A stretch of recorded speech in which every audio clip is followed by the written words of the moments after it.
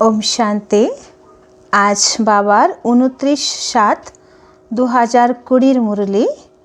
आजकेर मुरलीते विशेष महाबाक्য बाबा बोलছেন যে এখন সময় এসে গেছে যে গীতা জ্ঞান দাতা কে এই বিশাল রহস্যকে তুমি সকলের কাছে জানাও, তবেই সারা বিশ্বে তোমাদের নাম উজ্জ্বল হবে। কেননা পৃথিবীর সবথেকে বড় সত্য রহস্য এটাই कि सामने महाभारत युद्ध एवं तीनटे सेना पांडव सेना, कौरव सेना और যাদব सेना तीनटे सेना उपस्थित और भारतवर्षेर এই কুরুক্ষেত্রের ময়দানে ব্রহ্মা বাবার সাকার মানবীয় শরীরে শিব বাবা বসে এই সাচ্চা গীতা জ্ঞান দিচ্ছেন। আর এই গীতা জ্ঞান দ্বারাই ভারতবর্ষে আবার বাকি সমস্ত অধর্মের বিনাশ হয়ে এক আদি সনাতন দেবী দেবতা ধর্মের পুনরায় স্থাপনা হতে চলেছে। তাই সবথেকে বড় এই রহস্য যে গীতার ভগবান কে, এটাকে তোমরা সকলের কাছে জানাও। বাবা আজকে এটা বিশেষ নির্দেশ দিয়েছেন। তারপরে বাবা আজ আরেকটা খুব সুন্দর রহস্য আমাদেরকে জানিয়েছেন যে তোমরা চারটে যুগের চক্র লাগাচ্ছ, সত্য, ত্রেতা, দাপর, কলি। তো তোমাদের এই চারটে যুগের চক্র লাগানোটাকে ভক্তি মার্গে কোন রূপে দেখানো হয়েছে?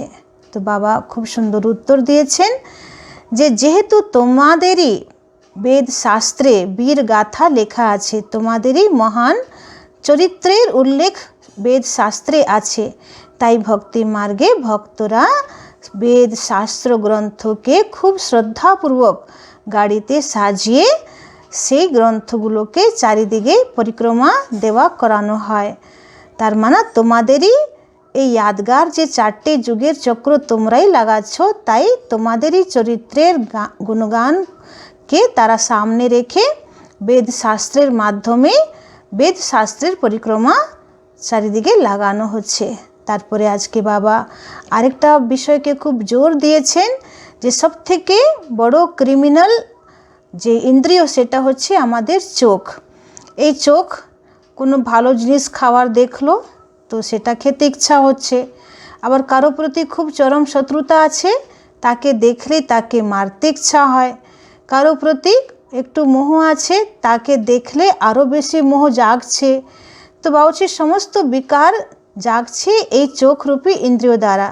তো এখন এই চোখ ক্রিমিনাল হয়ে গেছে, তো তোমাদেরকে খুব পুরুষার্থ করে এই চোখকে সিভিল আইজ বানাতে হবে। এবার আমরা পুরো মুরলি विस्तारितভাবে শুনব। ओम शांति। मीठे बच्चे, पहले पहले सबको बाप का सही परिचय देकर गीता का भगवान सिद्ध करो, फिर तुम्हारा नाम बाला होगा।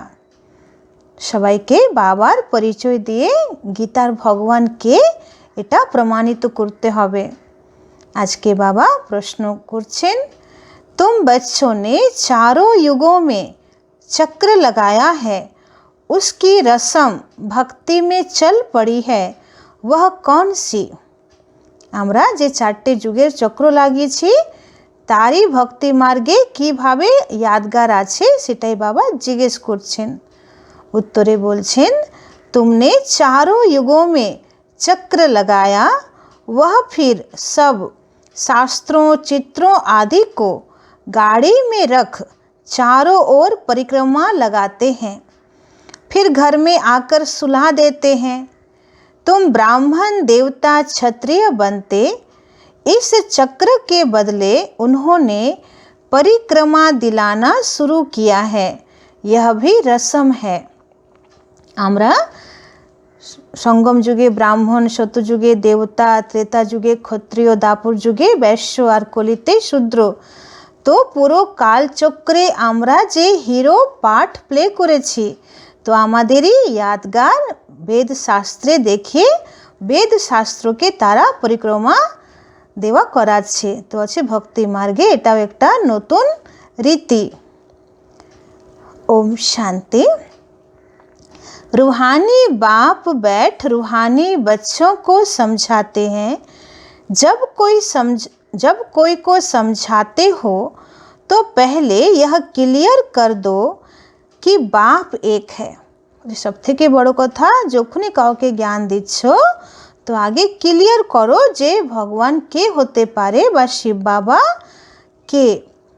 पूछना नहीं है कि बाप एक हैं व अनेक हैं। बाबूजी जिज्ञेस करो ना जे पिता एक है ना अनेक है, ऐसे तो फिर अनेक कह देंगे।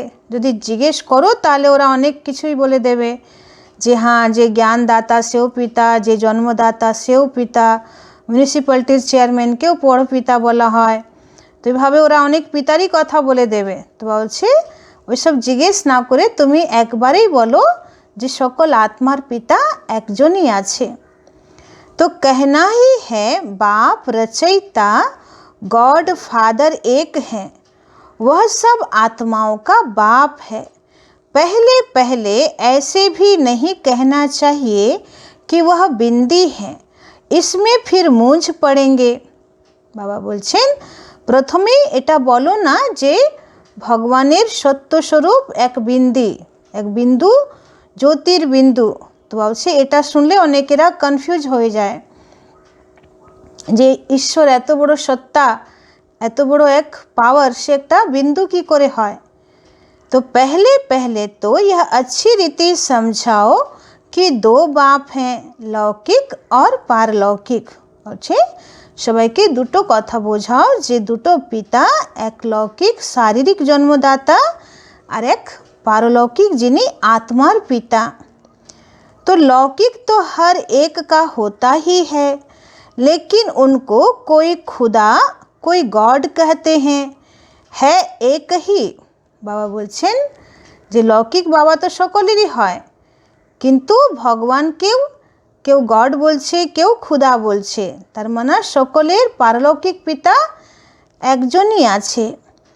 सब एक को ही याद करते हैं।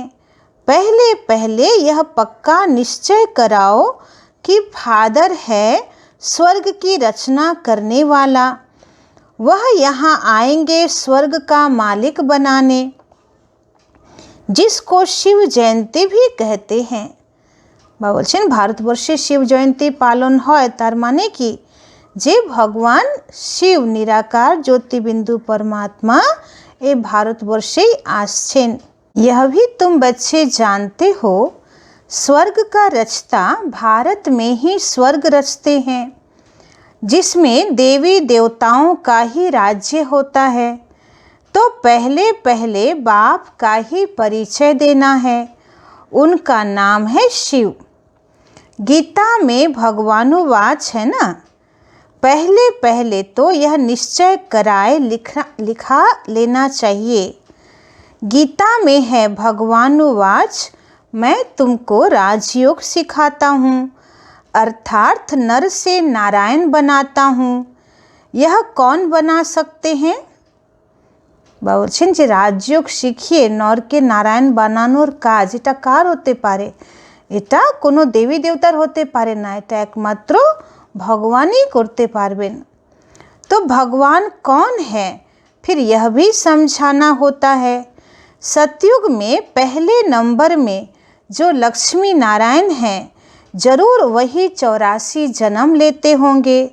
पीछे फिर और धर्म वाले आते हैं, उन्हों के इतने जन्म हो न सके।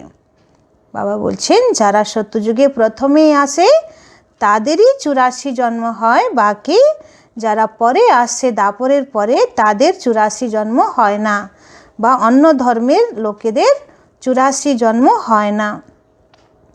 पहले आने वालों के ही 84 जन्म होते हैं। सतयुग में तो कुछ सीखते नहीं हैं, जरूर संगम पर ही सीखते होंगे। तो पहले पहले बाप का परिचय देना है। जैसे आत्मा देखने में नहीं आती है, समझ सकते हैं, वैसे परमात्मा को भी देख नहीं सकते। बाबा आबार कालकेरी पॉइंट बोलছেন যেমন आत्माকে দেখা যায় না, तो परमात्मा केও देखा जाए ना। बुद्धि से समझते हैं वह हम आत्माओं का बाप है। उनको कहा जाता है परम आत्मा। वह सदैव पावन है। उनको आकर पतित दुनिया को पावन बनाना होता है। तो पहले बाप एक है, यह सिद्ध कर बताने से गीता का भगवान कृष्ण नहीं है, वह भी सिद्ध हो जाएगा। बलছেন যে সবাইকে যখন তোমরা জানাবে যে ঈশ্বর তাকেই বলা যায় যিনি জন্ম মৃত্যু থেকে আলাদা, যিনি সুখ দুঃখ থেকে আলাদা, যিনি কোনো মনুষ্য যোনি বা পশু যোনিতে আসেন না। তো সে কে হতে পারে? সে তো একমাত্র নিরাকার জ্যোতির্বিন্দু। গীতাতে যাকে অখণ্ড জ্যোতির্ময় বলা হয়েছে তিনি আছেন, যাকে অন্যান্য ধর্মে গড বা আল্লাহ বা প্রভু নিরাকার বলা হয়। তখনই সারা বিশ্ব স্বীকার করে নেবে বা বিশেষ ভারতবাসীরা স্বীকার করে নেবে যে কৃষ্ণ গীতা জ্ঞানদাতা নয়, সে বাবাই আছেন। तो उनको कहा जाता है परम आत्मा। वह सदैव पावन है। उनको आकर पतित दुनिया को पावन बनाना होता है। तो पहले बाप एक है, यह सिद्ध कर बताने से गीता का भगवान कृष्ण नहीं है, वह भी सिद्ध हो जाएगा। तुम बच्चों को सिद्ध कर बताना है। एक बाप को ही ट्रूथ कहा जाता है। बाकी कर्म कांड व तीर्थ आदि की बातें सब भक्ति के शास्त्रों में है। बाबा बोलছেন যে गॉड इज ट्रूथ বা ट्रूथ इज गॉड বা ঈশ্বর সত্য। তো এই সমস্ত কথা একমাত্র পরমাত্মার জন্যই বলা হয় যে পরমাত্মাই হচ্ছেন পরম সত্য। তো সে পরম সত্য কে, সেটাকে সকলের কাছে সিদ্ধ করো। তো বাকি বা বলছে ভক্তি মার্গের কর্মকাণ্ড বা তীর্থ দ্বারা, এসব তো ভক্তি মার্গের কথা গল্প, এসব দ্বারা ঈশ্বরকে পাওয়া যায় না। ज्ञान में तो इनका कोई वर्णन ही नहीं है। यहाँ कोई शास्त्र नहीं। बाप आकर सारा राज समझाते हैं। पहले पहले तुम बच्चे इस बात पर जीत पाएंगे कि भगवान एक निराकार है, न कि साकार। परमपिता परमात्मा शिव भगवान उवाच ज्ञान का सागर सबका बाप वह है। श्री कृष्ण तो सबका बाप हो नहीं सकता। वह किसी को कह नहीं सकता कि देह के सब धर्म छोड़ माम एकम याद करो। বা বলছেন যে ভারতবাসীরা কখনো কৃষ্ণকে বাবা বলে না, ও কৃষ্ণ বাবা বা ও গড ফাদার কৃষ্ণা এটা বলে না। তাহলে কৃষ্ণ যদি কারো বাপ নেই তাহলে বাপ কে? তো এইভাবেই তুমি সবার কাছে বাবার পরিচয় দাও। তারপরে বাবা বলছেন যে একটা দেহধারী মনুষ্য কখনো এই আদেশ দিতে পারে না যে দেহের সমস্ত ধর্ম ভুলে আমাকে একমাত্র স্মরণ করো। এই কথা একমাত্র নিরাকার পরমাত্মাই বলছেন যে দেহের সমস্ত ধর্মকে ভুলো। है बहुत सहज, परंतु मनुष्य शास्त्र आदि पढ़कर भक्ति में पक्के हो गए हैं। आजकल शास्त्रों आदि को गाड़ी में रख परिक्रमा देते हैं। चित्रों को ग्रंथ को भी परिक्रमा दिलाते हैं, फिर घर ले आकर सुलाते हैं। বলছে বেদ শাস্ত্রকে পরিক্রমা দিয়ে তারপরে বাড়িতে এনে ওটাকে ঘুম পাড়িয়ে দেয়। তো বাবা বলছে যে বাস্তবে এখন তোমরা পরমধামে গিয়ে বিশ্রাম করছো, এটাই ওরা वेद शास्त्रों के सुइए दे। तो अभी तुम बच्चे जानते हो हम देवता से क्षत्रिय वैश्य शूद्र बनते हैं। यह चक्र लगाते हैं। चक्र के बदले वह फिर परिक्रमा दिलाकर घर में जाए रखते हैं। उन्हों का एक मुकर्रर दिन होता है जब परिक्रमा दिलाते हैं। बच्चे एक कोनो विशेष तिथि तारीख थाके सेदिनी वेद शास्त्रेर परिक्रमा है। तो पहले पहले यह सिद्ध कर बताना है कि श्री कृष्ण भगवानुवाच नहीं परंतु शिव भगवानुवाच है। शिव ही पुनर्जन्म रहित है। बाबा बोलছেন शिव बाबाई सेरकम जार जन्म नहीं मृत्यु नहीं, वह आते जरूर हैं परंतु उनका दिव्य जन्म है। बाबा बोलছেন भगवान आसছেন ঠিকই কিন্তু ওনার আমাদের মতন জন্ম মৃত্যু নেই, ওনার दिव्य जन्म। भागीरथ पर आकर सवार होते हैं। ब्रह्मा बाबा और भ्रिकुटी से उन्हें अवतरित होच्छेन। पतितों को आकर पावन बनाते हैं। रचता और रचना के आदि मध्य अंत का राज समझाते हैं, जो नॉलेज और कोई नहीं जानते। बाप को आपे ही आकर अपना परिचय देना है। मुख्य बात है ही बाप के परिचय की, वही गीता का भगवान है। बाबा बोलছেন যে আমি নিজেই এসে আমার পরিচয় যতক্ষণ না দেব কেউ তোমাকে আমার পরিচয় দিতে পারবে না। वही गीता का भगवान है। यह तुम सिद्ध कर बताएंगे तो तुम्हारा नाम बहुत बाला हो जाएगा। तो ऐसा पर्चा बनाकर उसमें चित्र आदि भी लगाकर फिर एरोप्लेन से गिराने चाहिए। হচ্ছে এমন হ্যান্ডবিল বানাও যেটাতে গীতার ভগবানকে এই বিষয়টা লেখা থাকবে এবং তোমরা এরোপ্লেন দ্বারা সেই पर्चा चारिदिके छोड़ाते पारो। तो बाप मुख्य मुख्य बातें समझाते रहते हैं। तुम्हारी मुख्य एक बात में जीत हुई तो बस तुमने जीत पाई। अच्छा एकटा कथार उपरे यदि आमरा जय प्राप्त करिनी ताहले सब व्यापारे आमादेर जय हो जाबे। इसमें तुम्हारा नाम बहुत बाला हुआ है, इसमें कोई खिटपिट नहीं करेंगे। यह बड़ी क्लियर बात है। बाप कहते हैं मैं सर्वव्यापी कैसे हो सकता हूँ, मैं तो आकर बच्चों को नॉलेज सुनाता हूँ। पुकारते भी हैं आकर पावन बनाओ। बाबा बोलছেন যদি আমি পৃথিবীর প্রত্যেক কণা কণাতেই যদি থাকতাম তাহলে এত ভক্তি মার্গে আমাকে ডাকার কোনো প্রয়োজন থাকতো না। কেন আমি তো সব জায়গায় সর্বত্রই আছি, সকলের মধ্যেই আছি। তাহলে নতুন করে আমাকে বারবার এটা বলে ডাকা যে হে ঈশ্বর, হে প্রভু, হে পতিত পাবন, আসো আর আমাদের উদ্ধার করে আমাদেরকে নিয়ে যাও, আমাদের দুঃখ দূর করো, তাহলে এত ডাকার প্রয়োজন কি? আমি তো তোমাদের ভিতরেই আছি। তো আমাকে ডাকছে তার মানেই আমি নেই বলে তো আমাকে ডাকছে, তো আমি কি করে सर्वव्यापी হলাম? तो मैं तो आकर बच्चों को नॉलेज सुनाता हूँ। पुकारते भी है ना, आकर पावन बनाओ, रचता और रचना का ज्ञान सुनाओ। महिमा भी बाप की अलग और कृष्ण की अलग है। बाबा बोलें যেমন রাষ্ট্রপতি আলাদা আর প্রধানমন্ত্রী আলাদা, তো দুজনার পদ, পাওয়ার, পজিশন, কর্তব্য দুটোই আলাদা। তো ঠিক সেই রকম বাবা বলছেন কৃষ্ণ আলাদা আর আমি আলাদা। কৃষ্ণকে লর্ড কৃষ্ণা বলা হয় আর ঈশ্বরকে গড বলা হয়। তো লর্ড মানা যে কোনো একটা ভূমির মালিক, আর পরমাত্মা তো সারা বিশ্বের পিতা, তাই ওনাকে गॉड फादर बोला है। और कृष्ण बैकुंठनाथ ऐसे नहीं, शिव बाबा आकर फिर कृष्ण व नारायण बनते हैं।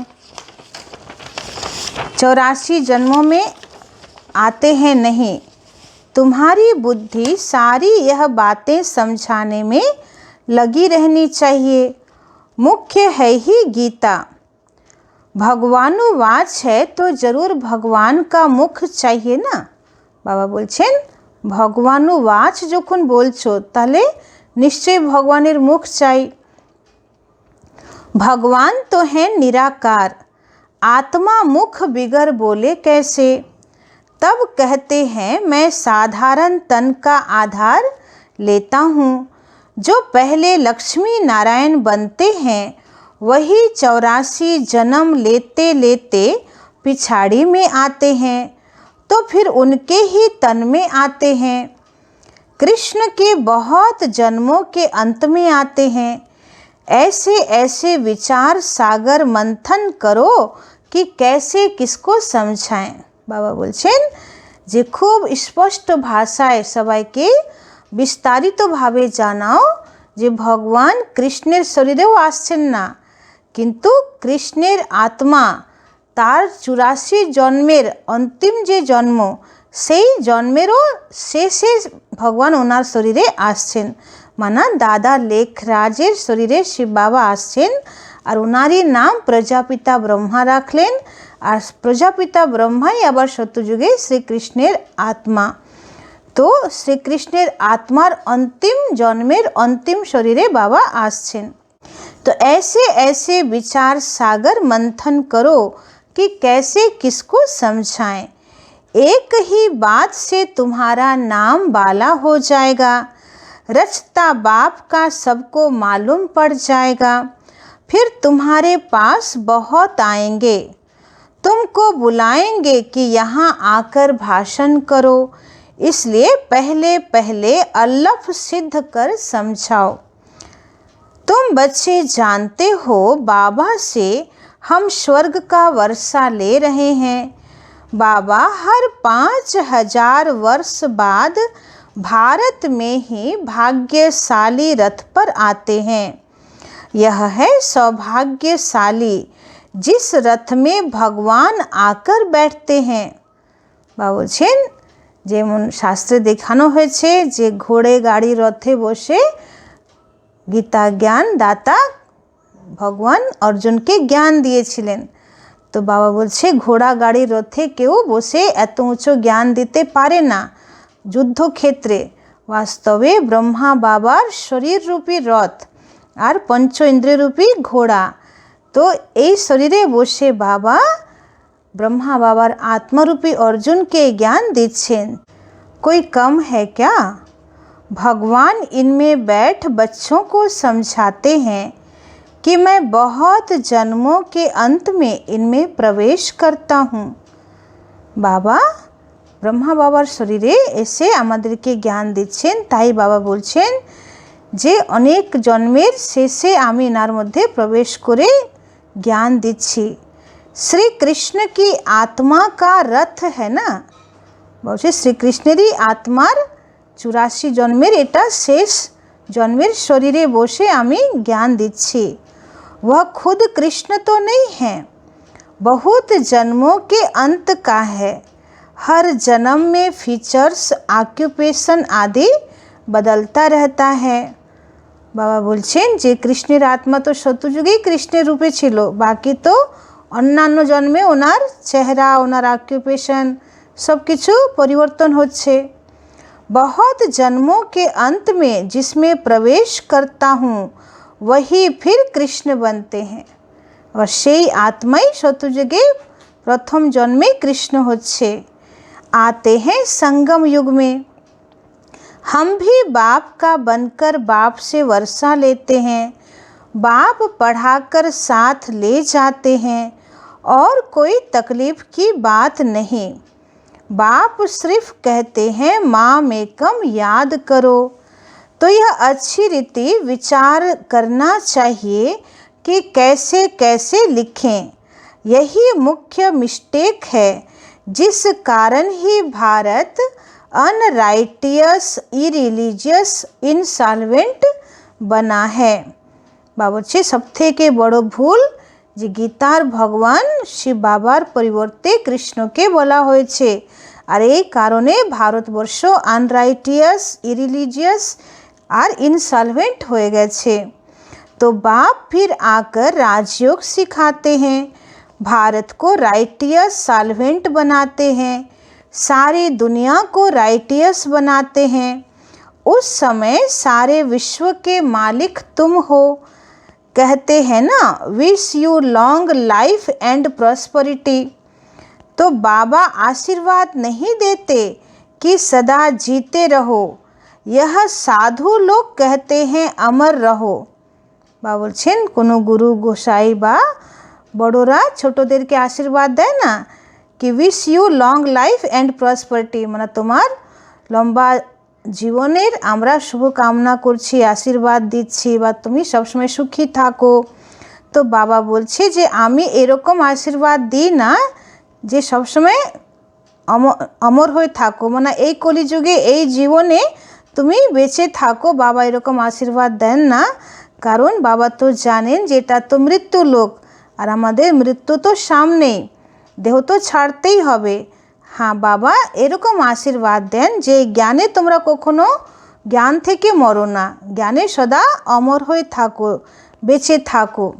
তো জ্ञानी जीवन থেকে मरे जेओ ना।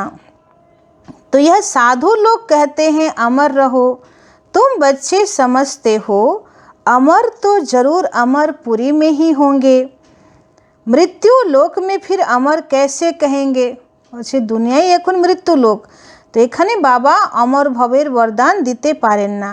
সেটা সত্যযুগের জন্য বাবা বরদান দিচ্ছেন অমর ভব, যেখানে মৃত্যু আমাদের ধারেই আসবে না, কাছেই আসবে না, সেখানে इच्छा मृत्यु। तो बच्चे जब मीटिंग आदि करते हैं तो बाप से राय पूछते हैं, बाबा एडवांस राय देते हैं, सब अपनी अपनी राय लिख भेजें, फिर भल इकट्ठे भी हों। राय तो मुरली में लिखने से सबके पास पहुंच सकती है, 2-3 हज़ार खर्चा बच जाए। इन 2-3 हज़ार से तो 2-3 सेंटर खोल सकते हैं, गांव गांव में जाना चाहिए चित्र आदि लेकर। बाबा बोलছেন যে তোমাদের নিজের নিজের রায় পরামর্শ লেখো যে কীভাবে আমরা বাবার সেবাকে বাড়াতে পারি। তো বাবা বলছে টাকা বাঁচাও, তাহলে এই টাকা দিয়েই তোমরা আর একটা সেন্টার খুলতে পারবে। তো বাবার এই জ্ঞান বা বাবার এই चित्र प्रदर्शनी ग्रामे ग्रामे जावा उचित। तुम बच्चों को जास्ती इंटरेस्ट सूक्ष्म वतन की बातों में नहीं होना चाहिए। ब्रह्मा विष्णु शंकर आदि चित्र हैं, तो इस पर थोड़ा समझाया जाता है, इन्हों का बीच में थोड़ा पाठ है। तुम जाते हो मिलते हो बाकी और कुछ नहीं, इसमें जास्ती इंटरेस्ट नहीं लिया जाता है। বাবা বলছেন যে সূক্ষ্মবতনের ব্যাপারে তোমরা বেশি মাথা ঘামিও না। কেন? সূক্ষ্মবতন বাবা শুধু সঙ্গম যুগের জন্যে একটা স্টেশন রচনা করেছেন, যেখানে আমরা সবাই ভোগ নিয়ে যাই, বাবাকে আমরা ভোগ স্বীকার করাই, বা বাবা সূক্ষ্মবতনবাসী ব্রহ্মা বাবার সাথে বাবা বিশ্ব পরিবর্তনের মহান কর্তব্য করছেন। তো সেখানকার জন্যে বেশি বাবা বলছে তোমরা চিন্তন করো না। অনেকেরা সাক্ষাৎকার বা দিদার করতে চায়, তো এসব তখন ওই দিকেই বুদ্ধি চলে যাবে, আর জ্ঞানযোগ থাকবে না। तो यहाँ आत्मा को बुलाया जाता है, उनको दिखाते हैं, कोई कोई आकर रोते भी हैं, कोई प्रेम से मिलते हैं, कोई दुख के आंसू बहाते हैं। यह सब ड्रामा में पार्ट है, जिसको चिट चैट कही जाए। वो लोग तो ब्राह्मण में कोई की आत्मा को बुलाते हैं, फिर उनको कपड़ा आदि पहनाएंगे। अब शरीर तो वह ख़त्म हो गया, बाकी पहनेंगे कौन। तुम्हारे पास वह रस्म नहीं है, रोने आदि की बात ही नहीं है। बाबा বলছেন যে কোনো মানুষ মারা গেলে অনেকেরা তাকে স্মরণ করে কোনো ব্রাহ্মণের মধ্যে সে আত্মাকে ডাকে, যাকে প্ল্যানচেট বলা হয়। তো বাবা বলছে এইসব করে তো কোনো লাভ নেই। এবার যখন ও আত্মা চলে আসে তখন তার পছন্দের মতন তাকে খাওয়ানো হয়, তাকে জামা কাপড় পরানো হয়। তো বাবা বলছে সে আত্মা তো নতুন শরীর নিয়েছে, তো তাকে জামা কাপড় পরিয়ে কী লাভ হবে। তো এইসব এখানে হয়, কিন্তু সূক্ষ্মবতনে বাবা কোনো কোনো আত্মাকে সূক্ষ্মবতনে ডাকে, তাকে ভোগ স্বীকার করানো হয়। এবং যে আত্মা হয়তো কোনো দুঃখী ঘরে গেছে, তো বাবার কাছে এসে কান্নাকাটি করে যে বাবা আমি এমন কি কর্ম করেছি যে আমার এত খারাপ ঘরে জন্ম হয়েছে। বা কেউ বাবার প্রতি খুব ভালোবাসা, তো বাবার সঙ্গে মিলে খুব প্রেমের অশ্রুজল তার চোখে পড়ে। তো এইসব সূক্ষ্মবতনে বাবা এসব কারোবার করায়। তো বাবা বলছে এসব নিয়ে এত তোমাদেরকে বুদ্ধি খাটানো দরকার নেই, তোমাদের কাজ ज्ञान योग द्वारा पुरुषार्थ करा। तो ऊंच ते ऊंच बनना है, वह कैसे बने। तो जरूर बीच में संगम युग है, जब पवित्र बनते हैं। तुम एक बात सिद्ध करेंगे तो कहेंगे यह तो बिल्कुल ठीक बताते हैं। भगवान कभी झूठ थोड़े ही बता सकते हैं। फिर बहुतों का प्यार भी होगा, बहुत आएंगे। বলছে যখন তোমাদের জ্ঞান শুনতে মানুষের খুব ভালো লাগবে তখন অটোমেটিক তোমাদের কাছে অনেকেরাই আসবে। समय पर बच्चों को सब पॉइंट्स भी मिलती रहती है। पिछाड़ी में क्या क्या होना है वह भी देखेंगे। लड़ाई लगेगी, बॉम्ब्स छूटेंगे। पहले मौत है उस तरफ, यहाँ तो रक्त की नदियाँ बहनी है, फिर घी दूध की नदी। बाबा बोलছেন যে আগে মৃত্যুর খেলা বিদেশের দিকে চলবে, আগে বাইরের অন্য অন্য দেশগুলো তাড়াতাড়ি শেষ হবে, পারমাণবিক যুদ্ধ হবে, মৃত্যুর খেলা ওইদিকে বেশি। তারপরে শেষে ভারতবর্ষে বাবা বলছে রক্তের নদী বইবে, তারপরে সত্যযুগের ঘি দুধের নদী বইবে। तो पहले पहले धुआं विलायत से निकलेगा। বলছে পারমাণবিক যুদ্ধের धुआं विदेश থেকে आगे बेरोबे। डर भी वहाँ है, कितने बड़े बड़े बॉम्ब्स बनाते हैं, क्या क्या उसमें डालते हैं जो एकदम शहर को खलास कर देते हैं। বাবা বলছেন এমন এমন বম বা মিসাইল এখন তৈরি হয়েছে যে এক সেকেন্ডে পুরো বড় বড় টাউন শেষ হয়ে যাবে। तो यह भी बताना है किसने स्वर्ग की स्थापना की। तो दुनिया विनाशेर परे सत्ययुग जेटा आसছে तो तार स्थापन करार जन्यও तो एकजनके এই পৃথিবীতে আসতে হবে। तो से के हेवनली गॉड फादर जरूर संगम पर ही आते हैं। तुम जानते हो अभी संगम है, तुमको मुख्य बात समझाई जाती है। भगवान जब आया था तो कहा था मामेकम याद करो तो तुम सतो प्रधान बन जाएंगे, मुक्ति धाम में जाएंगे। फिर पहले से लेकर चक्र रिपीट होगा, डिटिज्म, इस्लामिज्म, बुद्धिज्म। तुम स्टूडेंट की बुद्धि में यह सारी नॉलेज होनी चाहिए। खुशी रहती है ना बाबा धर्मेर एक एकटा समय की सेटा बोलছেন যে সবার আগে সত্যযুগ ত্রেতাতে ডিটিজম মানে দেবী দেবতা ধর্ম, তারপরে দাপর যুগ থেকে স্টার্টিংয়ে ইসলামিজম, তারপরে মহাত্মা বুদ্ধ আসছেন, বৌদ্ধ ধর্ম স্থাপন হচ্ছে, তারপরে ক্রাইস্ট আসছেন, খ্রিস্টান ধর্ম স্থাপন হচ্ছে। तो এখন আমাদের বুদ্ধিতে পুরো জ্ঞান এসে গেছে। खुशी रहती है ना हम कितनी कमाई करते हैं। यह अमर कथा अमर बाबा तुमको सुनाते हैं।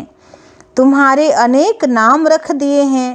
मुख्य पहले पहले डिटिज्म, फिर सबकी वृद्धि होते होते झाड़ बढ़ता जाता है। अनेक का अनेक धर्म, अनेक मतें होती जाती हैं। यह एक धर्म एक श्रीमत से स्थापन होता है।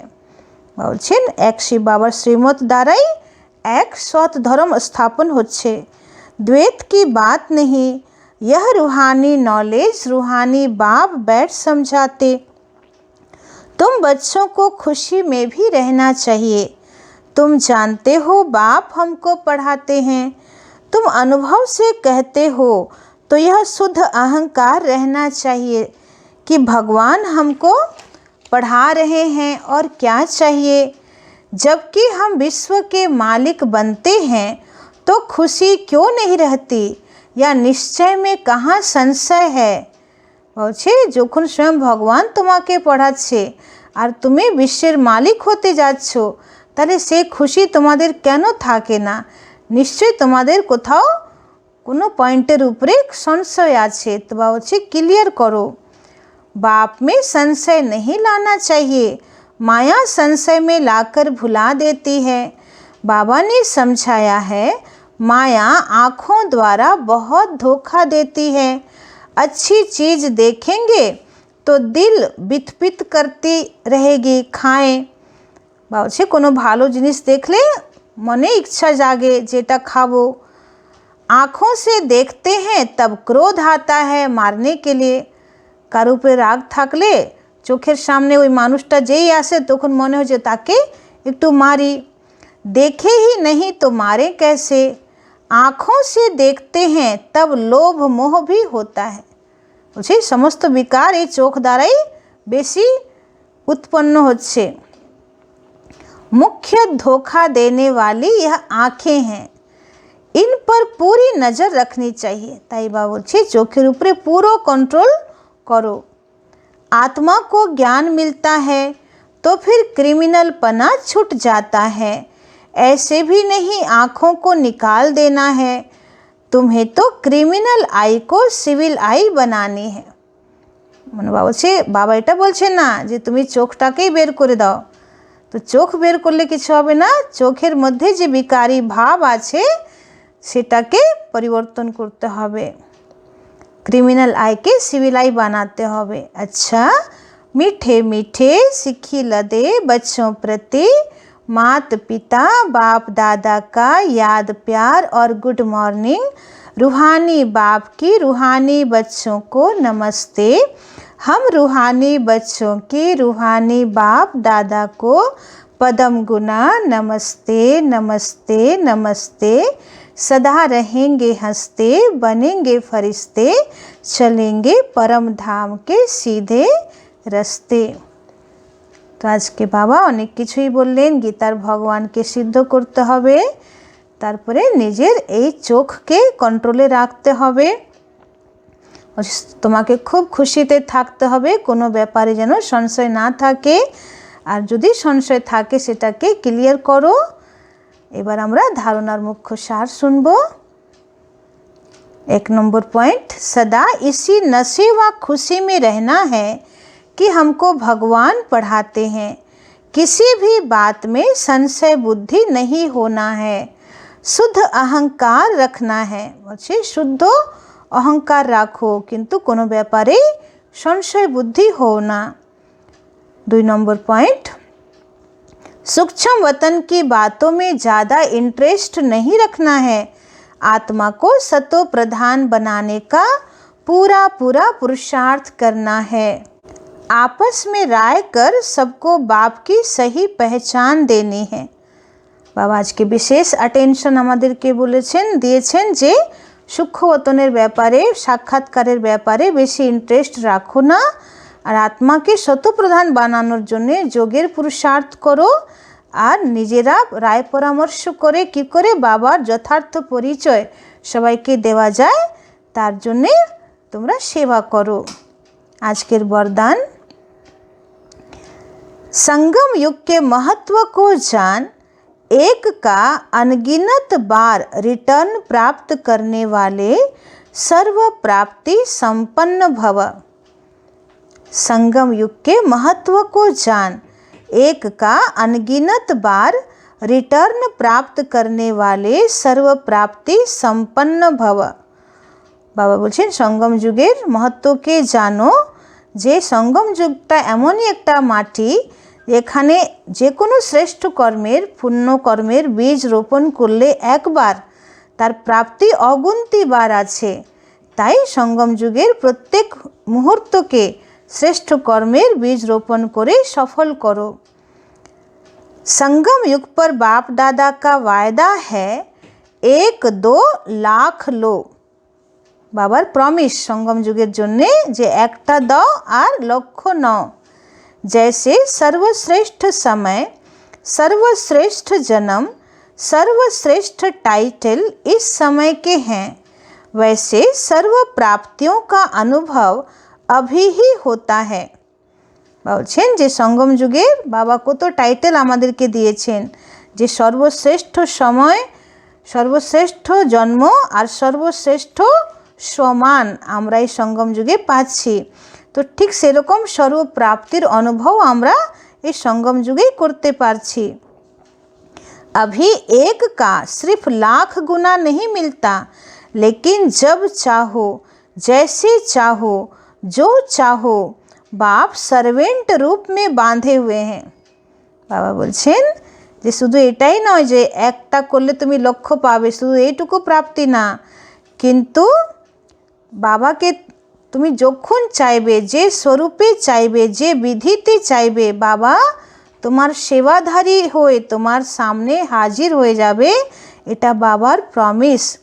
तो एक का अनगिनत बार रिटर्न मिल जाता है, क्योंकि वर्तमान समय वरदाता ही आपका है। বলছে যে স্বয়ং ভাগ্য বিধাতা বরদাতা বাবা তোমার হয়ে গেছে, এই জন্যে তুমি এখন একটা কিছু শ্রেষ্ঠ কর্ম বাবার জন্যে করছো, তো অগুন্তি বার তার ফল তুমি পাবে। तो जब बीज आपके हाथ में है तो बीज द्वारा जो चाहो वह सेकंड में लेकर सर्व प्राप्तियों से संपन्न बन सकते हो। বলছে আসল বীজই তোমাদের হাতে এসে গেছে, তো বীজ দ্বারা যা ইচ্ছা যে প্রাপ্তি তুমি চাও সেটা সেকেন্ডের মধ্যে নিয়ে সব দিক থেকে ভরপুর হতে পারো। আজকের স্লোগান, सफलता संपन्न बनना चाहते हैं तो एक दो की बातों को स्वीकार करो और सत्कार दो। अच्छा, यदि सफलता संपन्न होते चाओ ताहले प्रत्येकेर कथा के प्रत्येकेर विचार के स्वीकार करो और सम्मान दाओ। ओम शांति।